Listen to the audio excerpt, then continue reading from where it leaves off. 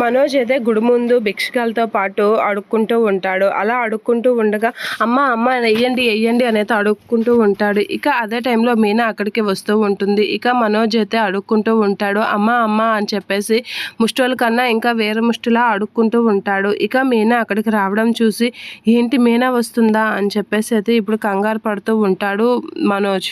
అడుక్కుంటూ ఉండగా మీనాని చూసి అమ్మో మీనాకి ఎలా అయినా కనిపించకూడదు, మీనాకి కనిపించానా ఖచ్చితంగా బాలుకు చెప్తుంది, ఇప్పుడు ఎలా అని చెప్పేసి మనోజ్ అయితే కంగారు పడుతూ ఉంటాడు. ఇక మీనా అయితే అందరికీ డబ్బులు వేస్తూ ఉంటుంది. అలా డబ్బులు వేస్తూ ఉండగా అమ్మ కనిపించకుండా ఏం చెయ్యాలి అని చెప్పేసి చాలా ఇదవుతూ ఉంటాడు. బాలుకు తెలిసిందా నా బతుకు ఇంకా బస్ స్టాండ్ చేసేస్తాడు అని చెప్పేసి మనోజ్ అయితే తన దగ్గర ఉన్న టవల్ని అయితే కప్పుకుంటూ ఉంటాడు. అలా కప్పుకోగానే మీనాకు డౌట్ వచ్చి ఒకసారి ముసుగు తీయు అని చెప్పేసి అంటూ ఉంటుంది.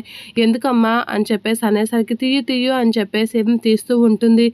ఏంటి అడుక్కుంటున్నావా నువ్వా అని చెప్పేసి మీనా అయితే చాలా షాక్ అయ్యి కంగారు పడుతూ ఉంటుంది. ఏంటండి మీరు అడుక్కుంటున్నారా అని అనేసరికి ఇక మీరెవరో నాకు తెలియదు అని చెప్పేసి మనోజ్ అయితే అనేస్తూ ఉంటాడు.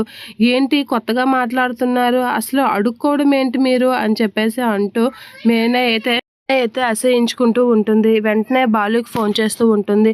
ఏంటి మీరు అర్జెంటుగా గుడికి రండి అని చెప్పేసి అనేసరికి ఏమైంది ఇప్పుడు గుడికి ఎందుకు అని అనేసరికి గుడి మెట్ల దగ్గర మీ అన్నయ్య అడుక్కుంటున్నాడండి అని చెప్పేసి అనేసరికి ఒకసారిగా షాక్ అవుతూ ఉంటాడు బాలు. ఏంటి అడుక్కుంటున్నాడా, ఏం చెప్తున్నావు మీ నాన్న అంటే మీరు అర్జెంటుగా రండి చూద్దురు మీరేని రండి అని చెప్పేసి అనేసరికి ఇక బాలు అయితే ఏంటి మనోజ్ గుడి మెట్ల దగ్గర అడుక్కుంటున్నాడా అని అయితే షాక్ అవుతూ ఉంటాడు.